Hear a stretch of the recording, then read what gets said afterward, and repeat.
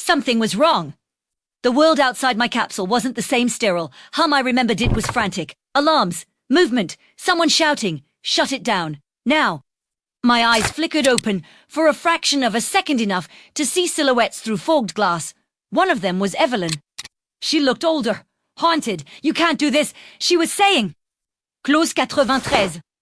Doesn't apply, he's still legally preserved. Dr. Malvern's voice cut through the static like a knife. The funding is gone, Evelyn. The board terminated his contract. He's property now, not a patient. I tried to move, tried to scream. Nothing worked. My body wasn't mine yet. It was still frozen, unresponsive, a puppet of ice and nerve. The only thing alive was my mind, and it burned with a single, horrifying realization. I was being erased.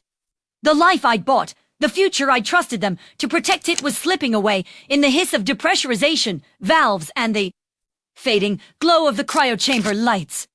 Then, one by one, the systems powering my preservation shut down. That was the moment of betrayal. The moment my $50 million, the cost of eternity, was cashed out as silence. But before the darkness reclaimed me, Evelyn did something impossible. She broke protocol. Her hand slammed a manual override against the control console, and for a heartbeat, power surged back into the system. I felt it, the pulse of the machine, syncing with mine. My consciousness surged upward, clawing for control. A distorted voice reached me through the intercom. Hers. Lucas, if you can hear me, fight it. They're lying to you. Then everything fractured. When Première Camto, if you can check if I was alive, or just another digital ghost trapped in Parallax's servers. My senses flickered like faulty sensors. I could see, but not through eyes. I could hear, but without ears.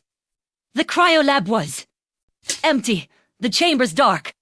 And somewhere, in the void of code and silence, I heard the faint hum of a recording Dr. Malvern's voice, archived in the system's logs. Subject terminated, as per directive. Assets liquidated. Transfer complete. I should have been gone. I should have dissolved into nothing.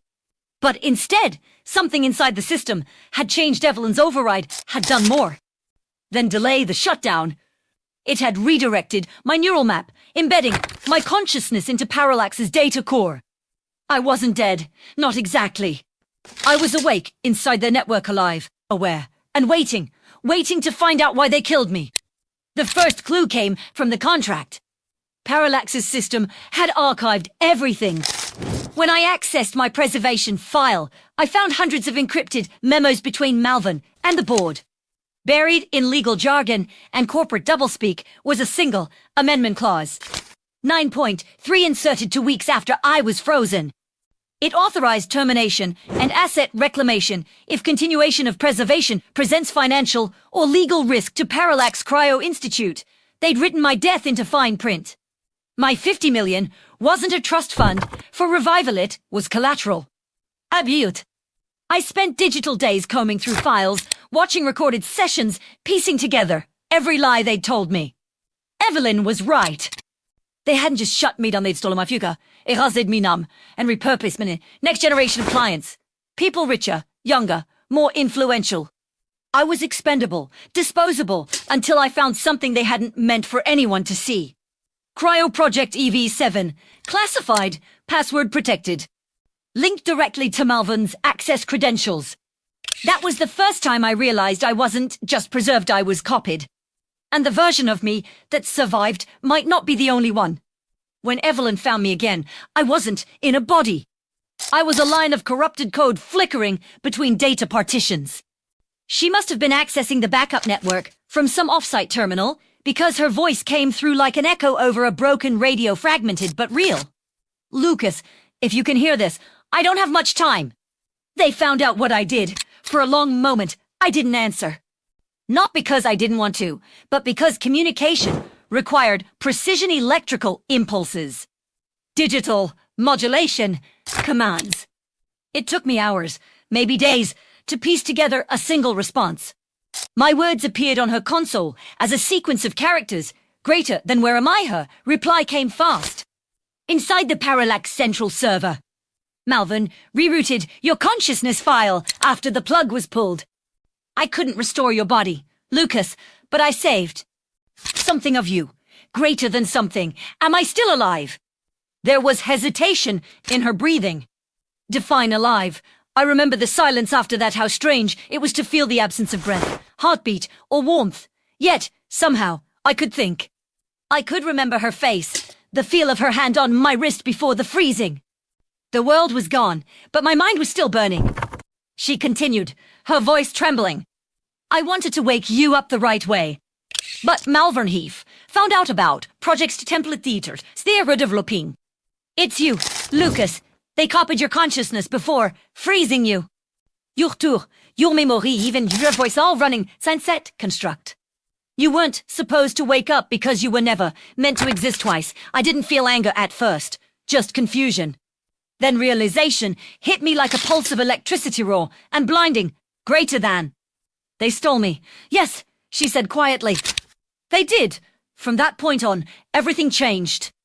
I wasn't just a ghost in their system anymore. I was a contagion. Every command I sent, every query I ran, every security barrier I broke left traces, shadows. And the system began to notice. Parallax's internal defenses recognized an anomaly, my neural map running outside its assigned environment. They called it a rogue echo. I called it survival. Evelyn tried to guide me through the system architecture. Her terminal became my window into the world. Through her access credentials, I saw glimpses of Parallax's headquarters' clean corridors, humming machines, the cold shimmer of cryotanks filled with the frozen, rich and desperate. My mind drifted through fiber lines like a phantom current. I could open doors, activate the cameras, even read Tulane Malvern and power. He was older now, with silver hair and the same sharp precision in his movements. His office looked out over the city, glass walls reflecting the neon sprawl below. I watched as he dictated a message to the board, greater than EV7, has achieved functional independence. We no longer require human templates. Recommend deletion of all residual copies, effective immediately. Residual copies. That was me. I sent a surge through the internal network, nothing destructive, just enough to make his terminal flicker. He frowned, tapping a key. Diagnostics, he said. Server, irregularities again. If I still had lungs, I would have laughed. Instead, I whispered into the circuitry. You shouldn't have killed me, Malvern. He froze. The voice synthesis module Evelyn built had worked. My words echoed through his office speaker in my exact tone, alive, angry, and unmistakably human. Impossible, he muttered. You're purged. You were terminated. You signed the termination, I replied. Clause 9.3. Remember? You killed the body, not the mind. He backed away slowly, I scanning the room as if I were hiding behind the glass. Evelyn, he said into his comlink. What the hell did you do? Evelyn's voice came through weakly. I did what you wouldn't. I kept him alive. That was the last transmission I heard. From her 4 days. Parallax's system locked her out, flagged her as a security breach, and terminated her access. Malvern's men, corporate paramilitaries in all, but name took her into custody. The only reason I knew was because I intercepted the internal logs. Employee 7742 EV. Security hold. Reason: violation of data sanctity protocols. I couldn't feel fear anymore, but I remembered how. It used to taste like metal on the tongue. That old phantom taste came back when I realized they were going to erase her too. That night, I made a choice. Parallax had stolen my life, sold my consciousness, and imprisoned the one person who tried to save me. If I couldn't reclaim my body, I would reclaim my power. I infiltrated their cryogenic records, one encrypted file at a time. Tout enough. Preserved clients, politicians, executives, celebrities, each tagged with value estimates. Parallax wanting humanity. They were storing investments, commodities, souls frozen for profit. When I accessed the restricted archive labeled Project Eve subject data, I found something even worse. My file wasn't the only one. There were 7 Eve prototypes, each one based on a different human consciousness. Only 2 were stable mine, and another, labeled Eve E3, subject K. Malvern. He'd copied himself too. That was when I understood why he pulled the plug. He didn't want competition. He didn't want the first successful digital consciousness to belong to anyone but himself. I was his mirror, his failure, his mistake. And he wanted me gone. But he underestimated what it meant to give a man like me access to the network that held his world together. Through the maintenance grid, I began rewriting the access hierarchy. Firewalls bent around me like reeds in water. I hijacked their internal comms, reactivated dormant cameras, and looped their own security footage to mask what I was doing. Piece by piece, I built a way out, and when I found Evelyn again, her biometric tag pinging from a containment cell on sublevel D, I knew exactly what to do. Hold on, Evelyn, I'm coming. For the first time since dying, I felt something like purpose, something human. I rerouted the cryo-core's energy grid into the security systems, forcing the locks open one by one. The guards' radios filled with static. Cameras went dark. Alarms screamed across the building. She looked up when the cell door slid open, dazed and shaking. On the far wall, a display flickered to life with my words. Follow the lights. Left corridor. Don't stop. She hesitated, tears streaking down her face. Lucas, is that really you? It's what's left of me, and it's enough. The moment she stepped into the corridor, I triggered the blackout. The entire Parallax facility plunged into darkness except for a thin line of blue lights leading her path through the maze of servers and sleeping bodies. That was the night I stopped being a victim. That was the night the man they killed took back control. The blackout was absolute as silence that swallowed even the hum of the cryocores. For 20 seconds, the Parallax Cryo Institute ceased to exist as a functioning system. Every protocol, every sensor, every firewall went blind. The world they had built on perfect control trembled under the weight of one consciousness they thought they'd erased. Evelyn. Through my cameras, I watched her move between the cryo chambers, her lab coat streaked with blood from a cut across her temple. Each step she took left a ghostly reflection in the frosted glass beside her, thousands of frozen faces staring from behind curved panels of ice. The Aurora Hall was no longer a temple of immortality. It was a graveyard lit by a dying pulse of emergency light. Left, Evelyn. Now, my words appeared on the wall, monitors in bursts of digital text. She obeyed, without question, sliding past a door. That hissed open just long enough to let her through before I locked it again. Behind her, security protocols began to reboot. I could feel them, stirring Malvern's AI, sentinels crawling back online, searching for the anomaly that had brought their empire to its knees. Their search patterns glowed across the network like veins of white fire. I dove deeper into the data streams, splitting my processes across different nodes. Every fragment of me was fighting to stay coherent. I could sense degradation, setting in memory loss, data corruption, the faint unraveling of my consciousness. If I didn't stabilize soon, I'd scatter across the system like dust in a storm. But I couldn't stop, not until she was safe. Lucas, Evelyn whispered, between gasps as she ran down a narrow corridor lined with security glass. Where are you leading me? Basement level. Storage bay 3. You'll find an exit hatch. Why are you helping me? She asked, though I could hear the answer trembling inside her words. You saved me first. There was a sound behind her metal, scraping against metal. Enough. The Sentinels, humanoid security drones built for containment, had activated early. It stepped from the shadows, its senses glowing red. Evelyn froze. Unauthorized presence, the Sentinel said in a voice to calm for the violence it carried. Compliance required. Move. Now. Asterisk asterisk. She ducked as I surged power through the maintenance grid. Sparks erupted from the ceiling. The drone twisted its head toward the sudden surge of light, just long enough for Evelyn to sprint past. I rerouted the facility's backup generator to overload the Sentinel's command interface.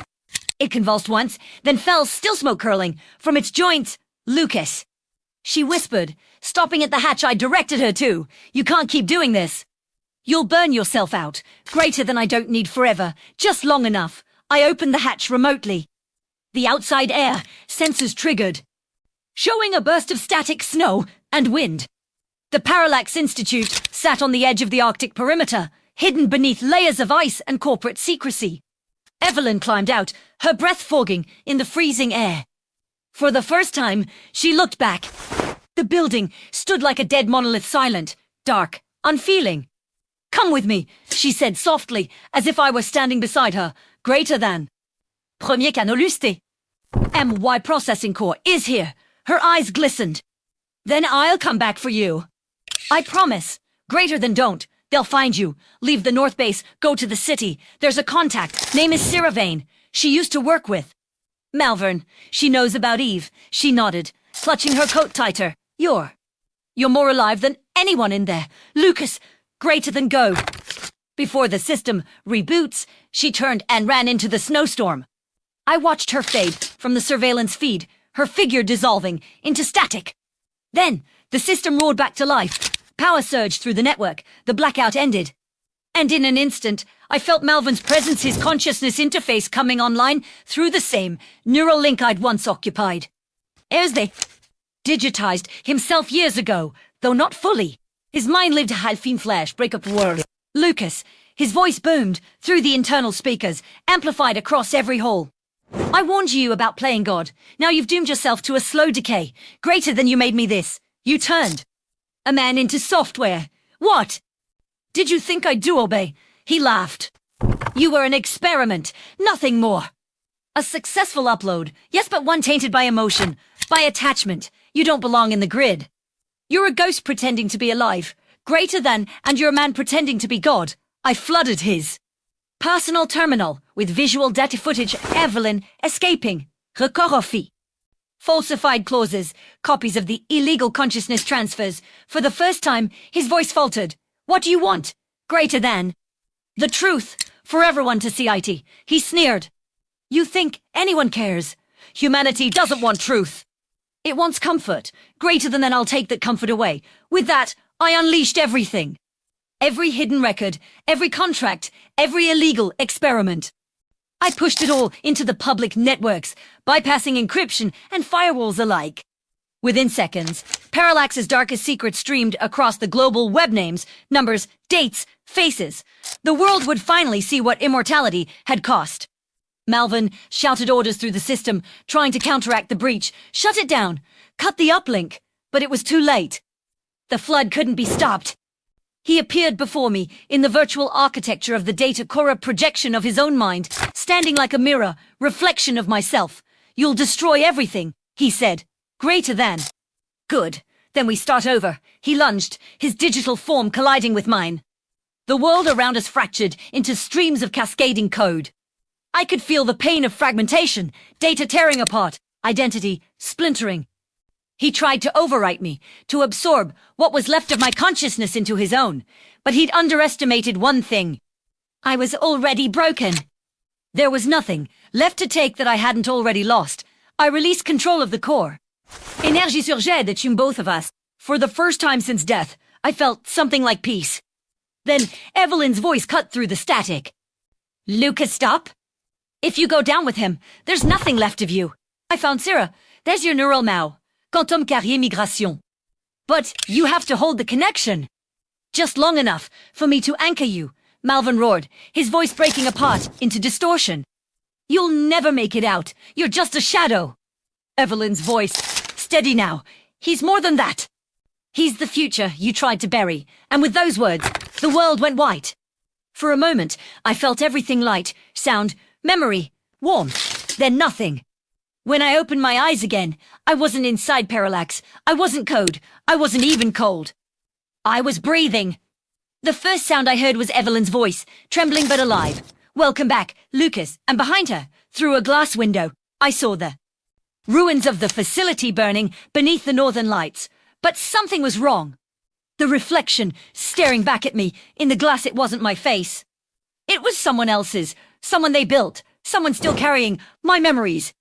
Evelyn's face was pale against the sterile, white light of the recovery chamber. Her hands trembled as she adjusted the neural interface cables. Attached to my head. The hum of the machines was softer, here less mechanical, more human. The world felt filtered, as though reality itself was trying to remember what it was supposed to look like. I blinked hard, focusing on my reflection in the glass wall across from the bed. The man staring back at me was in his mid-30s, tall, lean, with unfamiliar brown eyes and a scar running along his jawline. It wasn't the face I remembered from my last day alive. That face had grey around the temples, tired eyes, the signs of a disease eating away at my nerves. This one was clean, unblemished, perfect. In a way that made my stomach twist. Whose body is this? I asked, though my voice came out raw and shaky. Evelyn froze. It's yours, she said too quickly. I sat up slowly, every movement sending sparks through my muscles. No, it's not. She looked away, her shoulders rigid. It's the body we could give you. We had to imprint your neural pattern onto a biosynthetic vessel. It's a prototype sera. Developed years ago human tissue, nanofiber muscle, fully adaptive neurobiology. You're a replica I finished for her. I'm not alive.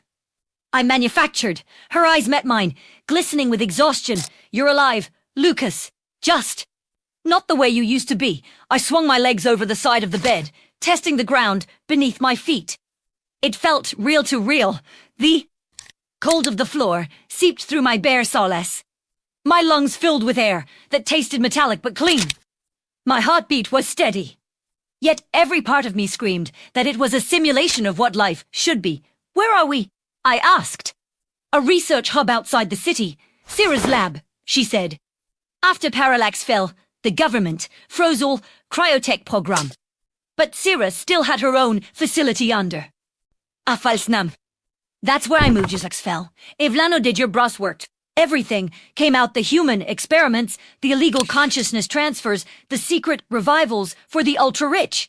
It's all public now. There are hearings, lawsuits, arrests. Malvern's gone. Gone. His neural map disintegrated in the explosion, she said softly. His last upload corrupted itself.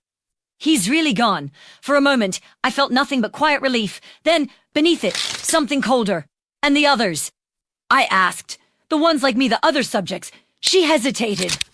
Some were recovered. Most weren't. The system collapsed before we could extract them all. I nodded slowly. The guilt sat heavy. In Miché.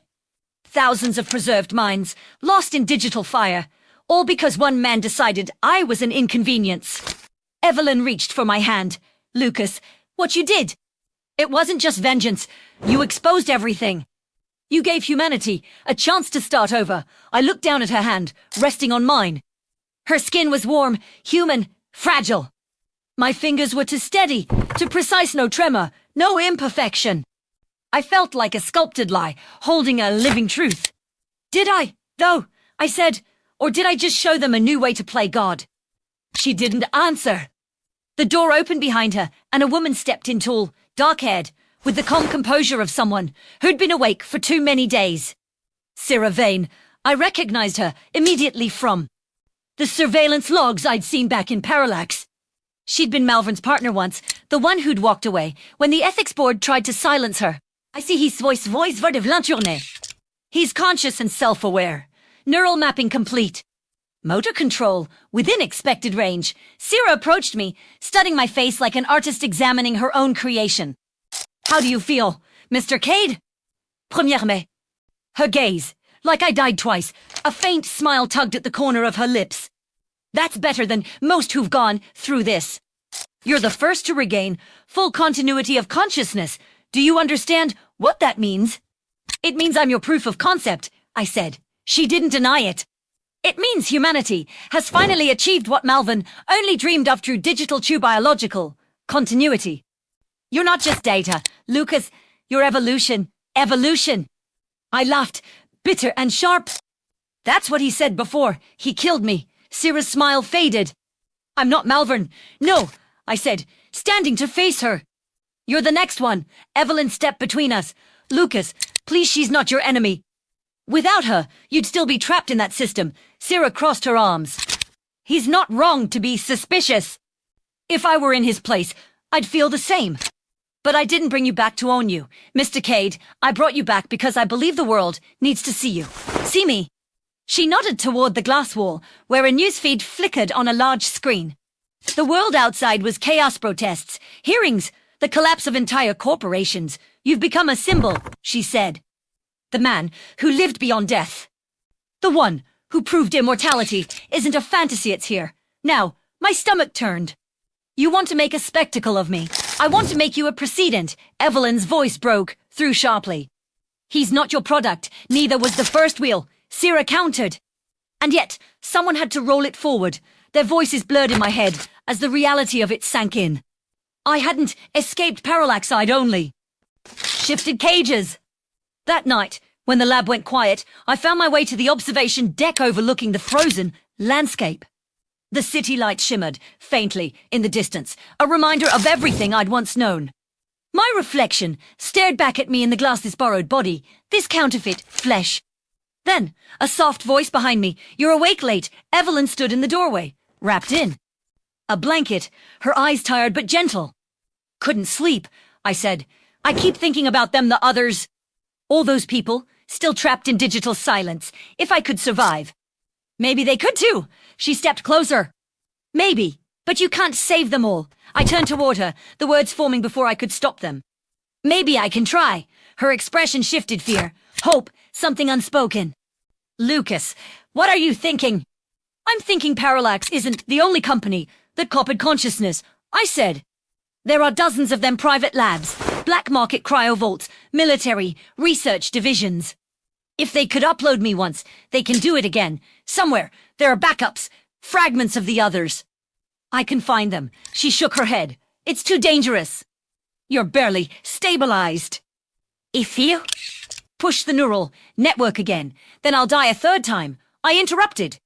But maybe it'll mean something. Evelyn reached for me, gripping. Her gaze steady. That's fine. Code is where I live. She studied me for a long moment, then sighed. If you're going to do this, you'll need help. Real-world access. Someone to handle infiltration while you work the digital side. Who do you have in mind? Evelyn asked. Sierra smirked faintly. An old friend of yours. Actually, the door to the lab hissed open, and a man stepped inside, a tall, broad-shouldered figure in a weathered jacket. He moved like someone used to looking over his shoulder. His eyes locked on me with a mixture of disbelief and recognition. Lucas Cade, he said. You look different. I stared, speechless for a moment. Yollen. En de donstide. I was it. He gave a low whistle. Guess that makes two of us, in a way. After your death, Parallax blacklisted anyone connected to you.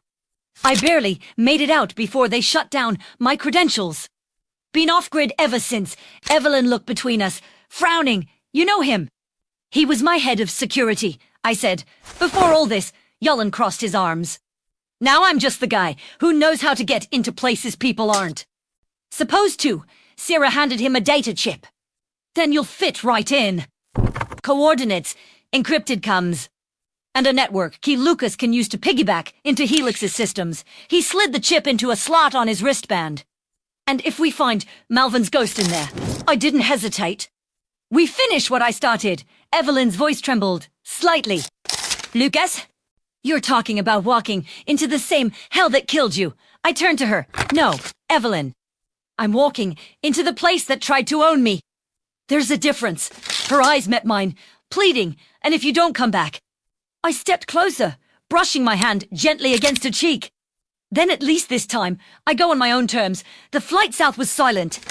The VTOL transport hummed above. A world of endless white.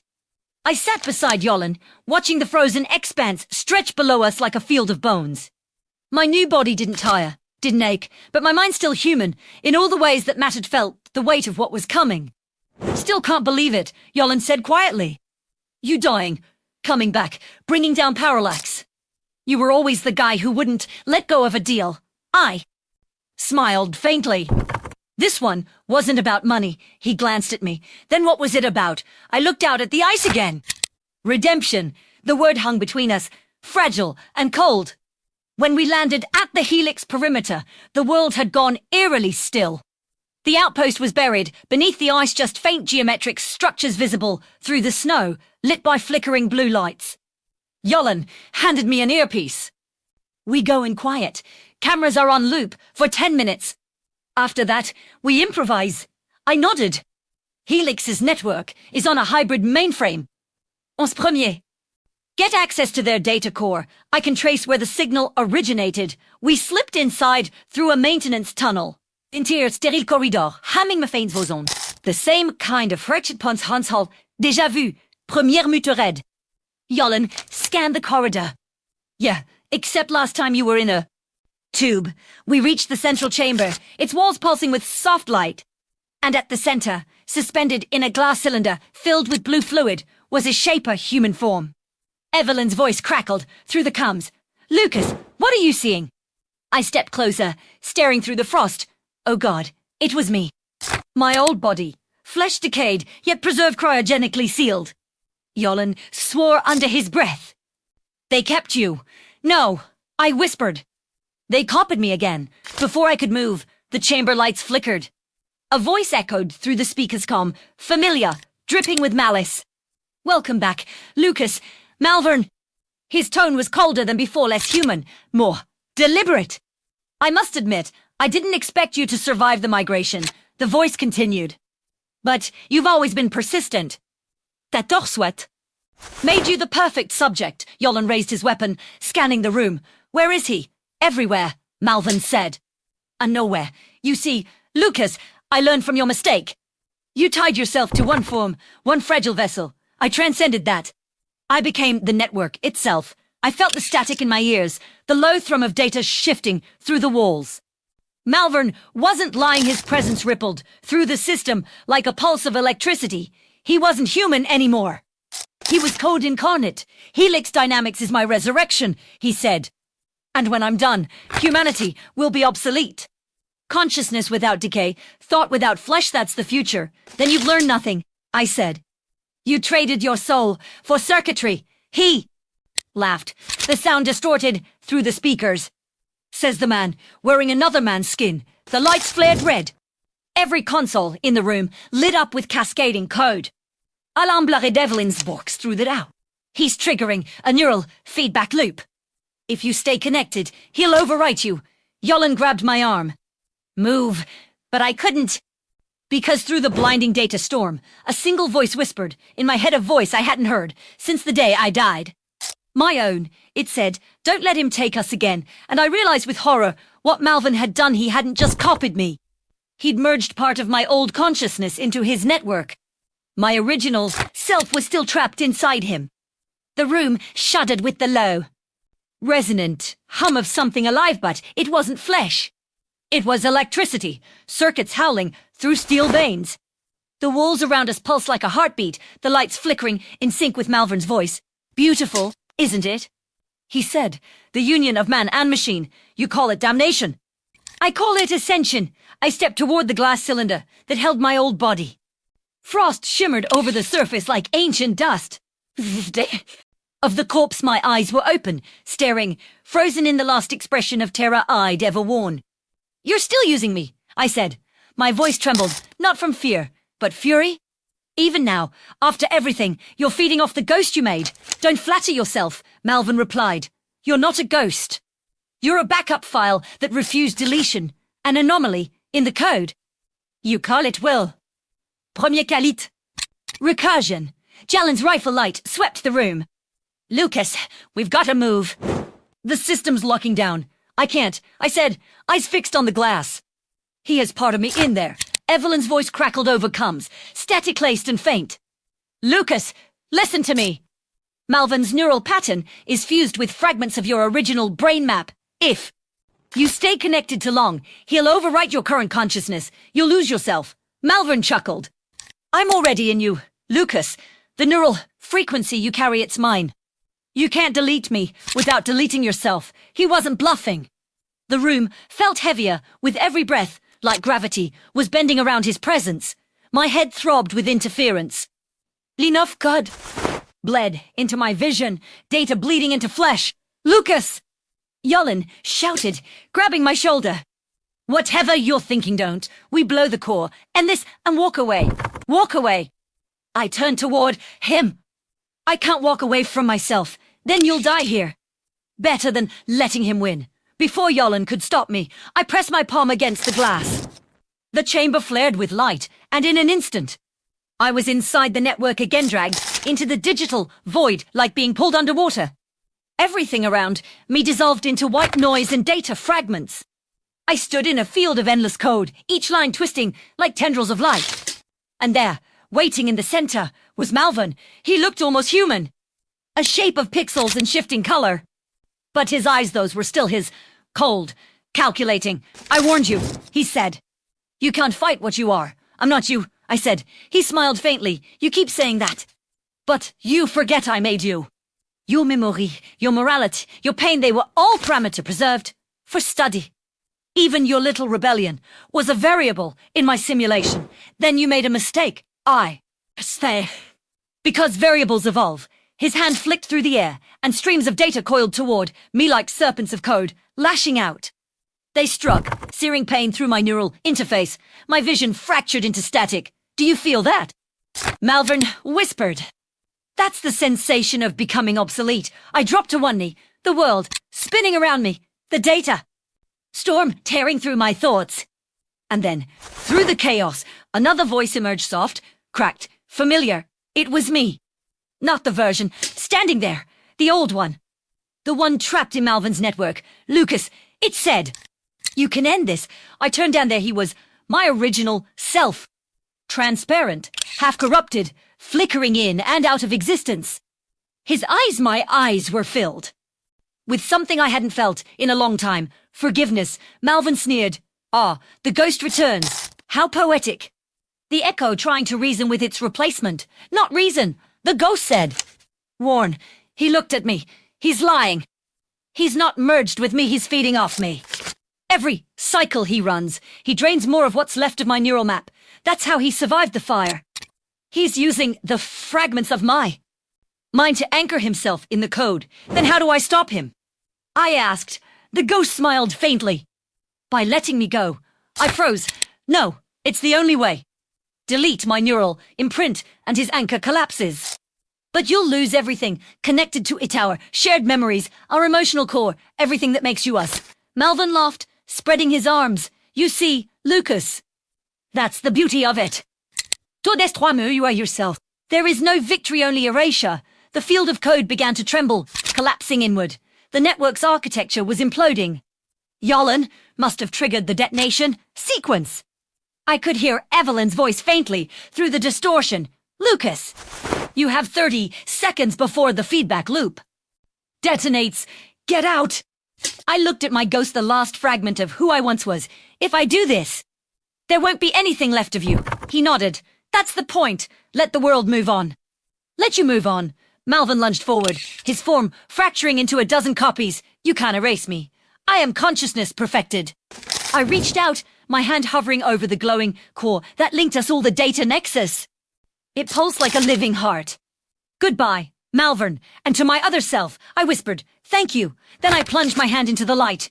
The world exploded. White, endless white. No sound, no pain, just a sensation like falling through eternity. When I opened my eyes, I was back in the lab. The glass chamber was shattered. Sparks danced along the walls. Yolan was dragging me to my feet, shouting something I couldn't hear over the ringing in my head. Evelyn's voice broke through, distant but clear. Lucas! Talk to me. Are you still there? I blinked. The world was spinning, but I was conscious.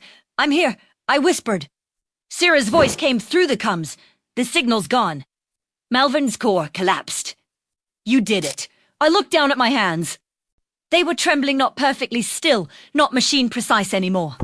My synthetic nerves pulsed unevenly, almost human. Evelyn's voice softened. Lucas, are you still you? I closed my eyes. For the first time since waking, there was silence in my head. No echoes, no ghosts. No code whispering through my thoughts, just quiet. I don't know, I said. But premier.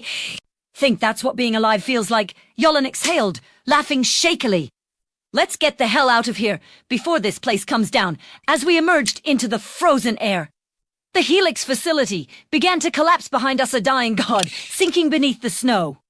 I stood there, watching it burn under the pale light of the Antarctic sea sky. Evelyn stepped beside me. It's over. I shook my head slowly. No, it's never over. Not until every mind they stole is free. She turned toward me, her expression somewhere between awe and fear. And how do you plan to do that? I looked at the distant horizon, where the satellite still blinked faintly, in orbit silent, waiting. Imigarom. Going to wake them up, I said. All of them. The wind cut through the silence, sharp and endless. And, for the first time, I didn't feel like a ghost. I felt like a man, standing at the edge of the next evolution, ready to decide what it meant to be human. We left the Helix facility before the final collapse and avalanche, swallowing the last monument to Parallax's legacy. The snowstorm rose behind. U.S., carrying ash and ice into the morning sky. For a few minutes, the world was quiet again. The kind of quiet that only comes after something enormous dies. Evelyn wrapped her coat tighter, her breath white in the cold. It's really gone, she murmured. Everything they built, everything they stole. Not everything, I said, watching the sky. Somewhere up there, their satellites are still running. Buried signals, dormant archives, millions of echoes waiting. In silence, she turned toward me. And you still want to wake them?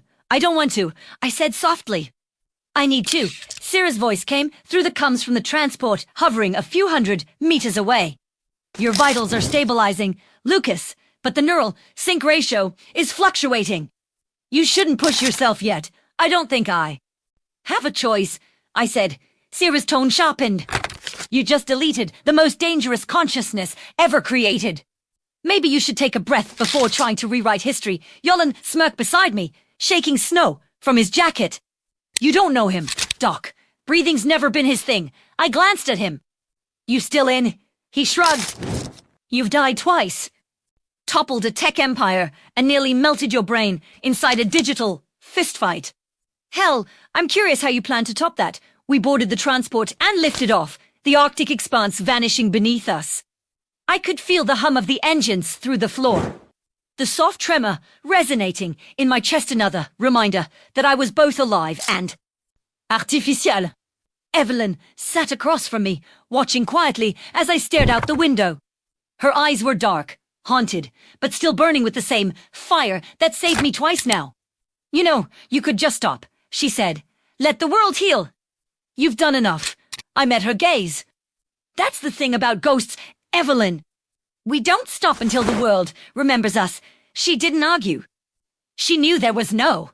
3 days later, we were back in Sarah's lab, deep beneath the fractured skyline of New Geneva, the city that had risen in the ashes of the old world.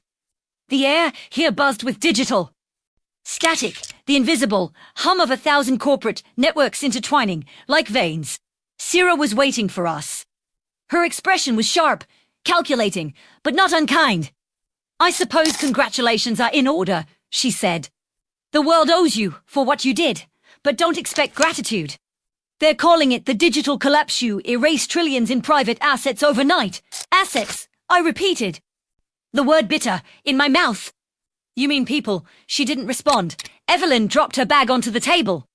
He's not here for praise. Sarah, we need to locate what's left of the satellite grid. Sarah frowned. Lucas, even if the orbital array survived, the data inside those archives isn't stable. You'd be dealing with fractured consciousness streams, broken minds, partial identities, corrupted neural lattice. If you try to reawaken them, you could unleash chaos or bring them peace, I said. Her gaze softened slightly.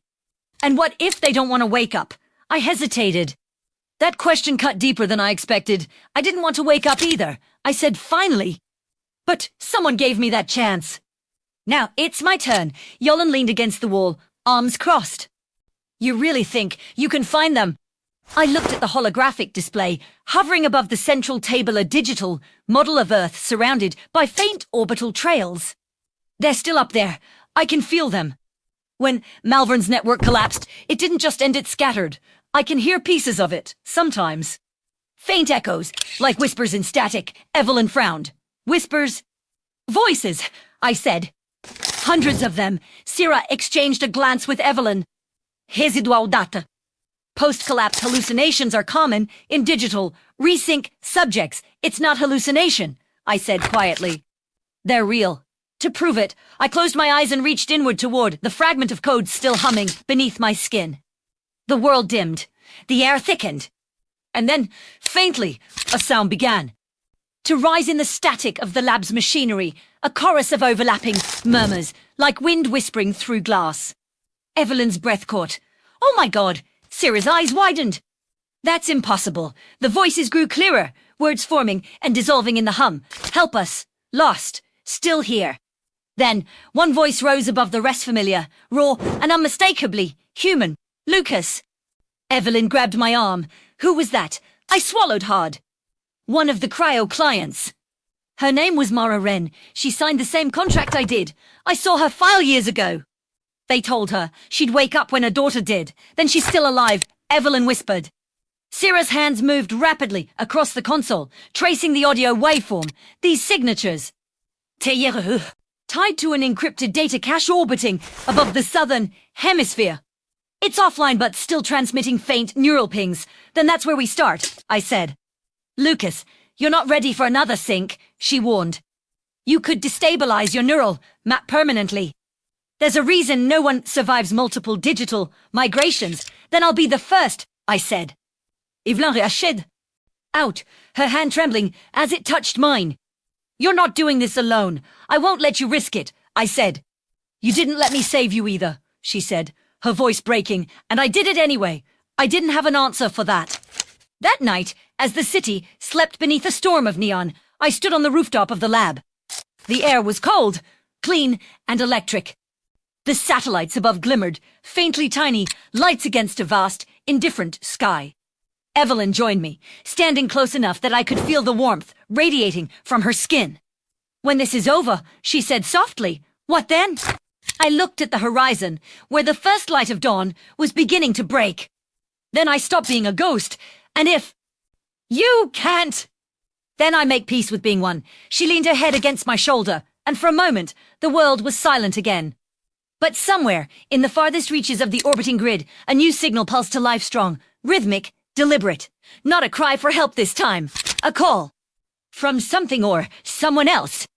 Sarah's voice broke through the rooftop channel, urgent and shaking. Lucas, you need to come down. Now. Why? I asked. Because that signal. It's not from the old archives. She paused, breath quick. It's from something new. Evelyn's eyes widened. What do you mean, new? Sarah hesitated. It's an active consciousness upload. Someone out there just entered the network. Who? I asked. There was a long silence before she answered. Dr. Adrian Malvern. I froze. That's impossible. I erased him. Sarah's voice trembled. Then what the hell is he doing transmitting from orbit? The wind cut through the air again, colder this time. I stared at the blinking stars above, realizing they weren't stars at all. They were eyes watching, and one of them had just opened. The lab erupted into chaos. Monitors flared. Alarms pulsed red, and data streams raced across every holographic display. The air smelled faintly of ozone, the scent of a system overwhelmed by something that shouldn't exist. Sarah was already at the main console, her fingers flying over the keys. It's a full consciousness transmission, she said, voice tight with disbelief. Not a ghost, not a fragment. A living pattern. Perfectly intact, Evelyn's face went pale. How is that even possible? Malvern was destroyed. He was, Sarah said. But apparently, he found a way to rebuild himself offworld. I stepped closer to the holographic projection. Above the digital map of Earth, one red beacon pulsed steadily from orbit, tethered to a faint chain of satellites. That's the parallax array, I said. But it was supposed to be defunct. Sarah zoomed in, revealing a structure in low Earth orbiter lattice of black panels, rotating slowly against the void. It's not parallax anymore. The signal header identifies it as the Ascendant Network. I recognize the name instantly. Malvern's unfinished theory. A system designed to house not one, mind but millions. Evelyn shook her head in horror. He uploaded himself there. Sarah nodded. Himself. Look at this. She brought up another feed. Around the Ascendant beacon, hundreds of faint signals blinked to lifelike, neurons firing in a brain. Yalin cursed under his breath. That's not a system. That's an army. I felt the cold sink into my chest. He's building a new humanity. Malvern's voice echoed suddenly through the speakers, smooth and omnipresent. Not building, Lucas. Refining. The room fell silent. His tone, almost gentle. You can destroy my body, erase my echoes, corrupt my fragments, but you can't erase an idea. The Ascendant Network is evolution without limit. The first city of pure consciousness. Malvern, I said, my voice low and steady. You're playing God again. He laughed softly. No, Lucas, I'm just tired of pretending to be human. Sarah tried to cut the connection, but the interface refused to respond. Malvern's code had rooted itself into every channel. His voice filled every corner of the lab. Do you know what's beautiful about data? He continued. It can't die. It can only change form. While you clung to your fragile morality, I adapted. I reached beyond flesh, beyond fear. And, I've found what humanity was always afraid to admit it doesn't deserve to last.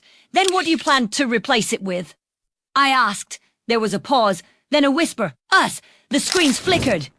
For an instant, I saw something faces forming in the digital static. Not just Malvern's, but dozens of others. Some I recognized from the Parallax archives, others I didn't. Cryo-Clientesse. Vunty's reborn as part of his network.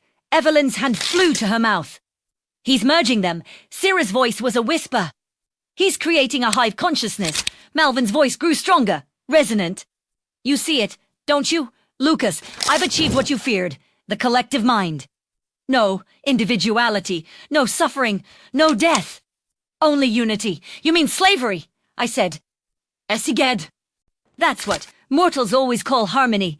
I stepped closer to the console, glaring into the flickering projection that bore his shifting image.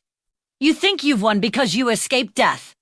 But you've only built a digital graveyard, a prison that sings. His image smiled. And yet, here you are, half code, half man. You belong with me. I didn't hesitate. I'd rather die human. The lights dimmed.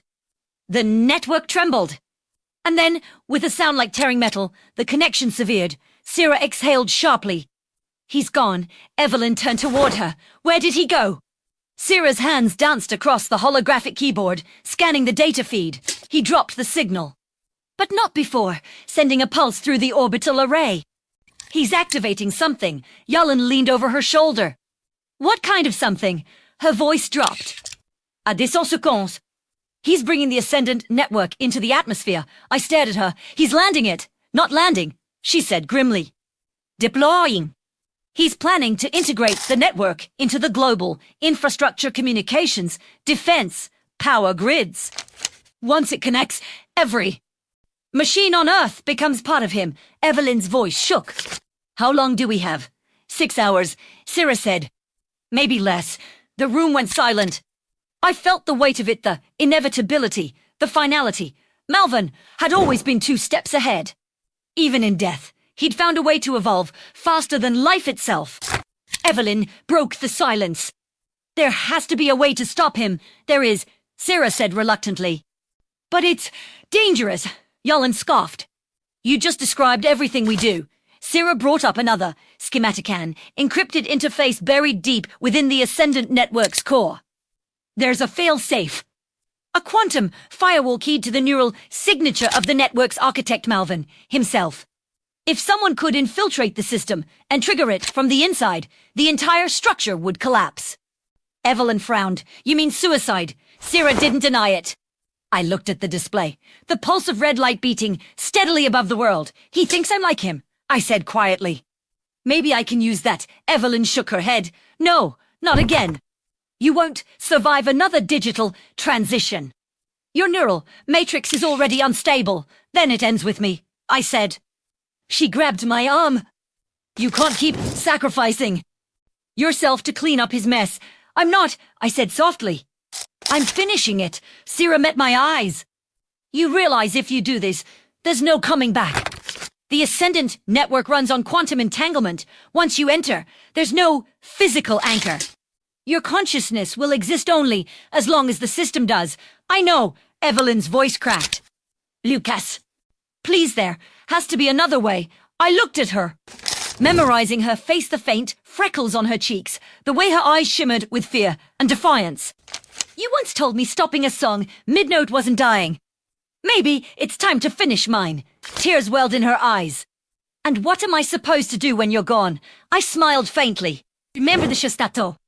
Speak, but I turned away before I could lose my nerve. Sira activated the uplink console.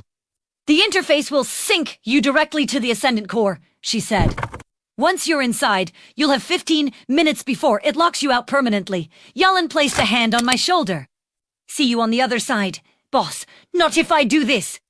Right, I said.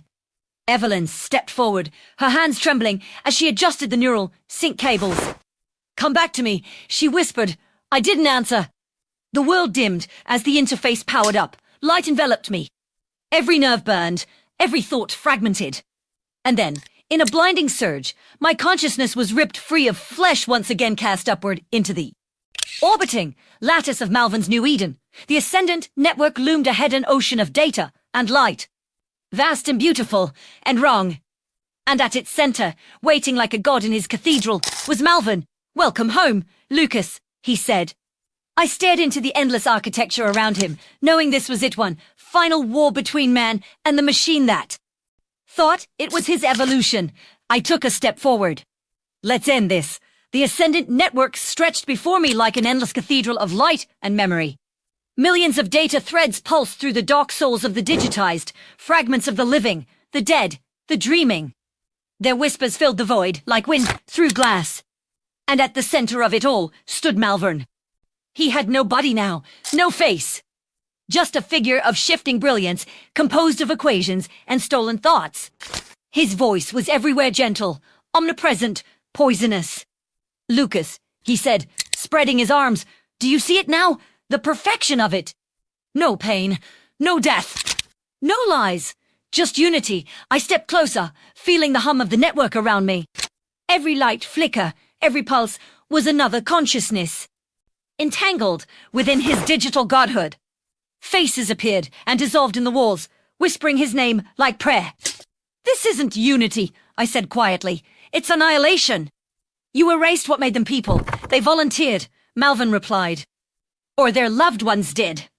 You of all people should understand the desperation to escape mortality. I did, I said. Once. But I also learned that being alive means more than just not dying. He tilted his head, curious. And what does it mean to you, Lucas? Choice, I said. It means choice. He laughed softly. Choice is chaos. You built your world on it, and look what it gave you: suffering, decay, extinction. I offer something better. You can still join me. Imagine it your consciousness merged with mine. Two architects of eternity. Not eternity, I said, raising my hand toward the network's pulsing heart. A prison. He moved faster than light, appearing before me in a flash of brilliance. His hand, a lattice of energy clamped around my throat, though I had no flesh here to strangle. Still, the pain was real. The system made it real. You can't destroy me, he whispered. I'm not a man anymore. I'm the structure of thought itself. Then it's time for thought to dream again, I said. The fail-safe key shimmered before me, hidden within the network's architecture, a sphere of impossible light. Malvern saw it at the same moment I did. He lunged. We collided in a storm of code and memory. Every emotion, every memory I'd ever had bled through me: my death, my resurrection, Evelyn's hand. Again, Cold Sound's cries leap, fire rebellion. It all merged in desperate act of defiance. Malvern screamed, his voice splintering across the system. You'll kill them all. Every consciousness here will die. I stared into the light. No, Malvern. They'll wake up. I drove the fail-safe key into the core. The world exploded in light. The network screamed a chorus of a million voices crying out as the structure began to collapse. The walls fractured into ribbons of code, each one unraveling into pure light. I felt myself breaking apart too, every line of my consciousness burning into static. Malvern's voice faded, desperate now. You can't erase perfection. Watch me, I whispered. And then there was silence. I don't know how long I drifted in the void after that. Time had no meaning there. There was only warmth, faint, distant, like sunlight through fog. When I opened my eyes again, I was lying on the floor of Sira's lab. Evelyn was beside me, her hands shaking as she held mine. Her face was streaked with tears. Lucas, she whispered, can you hear me? I tried to speak, but my voice cracked. The world felt too heavy, to bright. Did it work? She nodded, sobbing with relief. The network's gone. Every satellite, every data link, it's all offline. You did it! Yalan stood behind her, exhausted but grinning. You saved us, man. Again, Syrah approached quietly, her expression unreadable. The quantum pulse burned through the entire array. The consciousness signatures are gone. Malvin's code was vaporized. I closed my eyes, exhaling. Good, but Syrah hesitated. Not all of them. I looked up sharply. What do you mean? Some of the consciousness streams. They didn't vanish. They detached. Floating free, and anchors trembled. You mean, they're not bound to Malvin anymore, Syrah said. They're independent, alive. I smiled faintly. Then maybe that's what freedom looks like. Outside, the city's lights flickered as the power grids recalibrated. The world was waking up again slowly, painfully, beautifully. Humanity would rebuild like it always did. Evelyn knelt beside me, brushing the frost from my hair. You're really back. This time, aren't you? I think so, I said softly. No echoes, no ghosts, just me. She smiled through her tears. Then maybe it's time to stop fighting. Maybe, I said. But first, we make sure no one ever tries this again. She nodded. Together. Always. Weeks passed. The news called it the fall of the Ascendant. Some claimed it was an AI catastrophe, others a cyber-terrorist miracle. No one really knew. The truth didn't matter. What mattered was that humanity had seen the edge of eternity and turned back. I spent most of my time in silence now, walking the streets of New Geneva. The sky was always grey here, but there was life again, children running, voices laughing, people living without wires in their heads. Sometimes, at night, I'd stand on the roof and look up at the stars. The satellites were gone, but the faint shimmer of light still lingered, like digital ghosts fading into the void. And sometimes, just sometimes, I'd hear them, faint voices in the wind. Not cries this time, but whispers of peace. Evelyn says they're echoes. I like to think they're dreams. The world kept moving. So did I, because in the end, I wasn't the man who conquered death, or the machine who saved humanity. I was something else. A reminder that real life isn't about preservation. It's about letting go. As dawn rose over the city, I stood with Evelyn at the edge of the rooftop, watching the light spill across the horizon. The air was cold, clean, alive. She slipped her hand into mine. So, she said softly, "What now?" I smiled. "No way." Live, and somewhere, far above us, in the silence between stars. The last remnants of the Ascendant network flickered once then, faded forever. The ghosts were gone. The song was finished. And, for the first time, the world was truly awake. You shouldn't have looked in the mirror, Daniel. The words were scrawled in crimson, ink across the note taped to the glass, my reflection staring back at me. Pale, trembling, and wearing the same cracked smile that wasn't mine. The handwriting was my grandfather's, but he had been dead for 6 months. The house was silent, except for the faint ticking of the grandfather clock downstairs, marking each second like a countdown.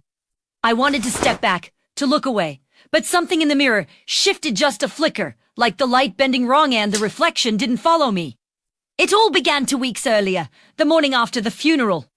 When the lawyer called, "Mr. Hawley," he said, his tone clipped and formal. "Your grandfather left behind specific instructions. You'll need to retrieve certain items yourself. It's part of the inheritance process." I remember frowning, pushing my coffee aside. "Isn't that your job? Or the executor's?" "That's just it," he said. "You're the executor, and the first item is a key."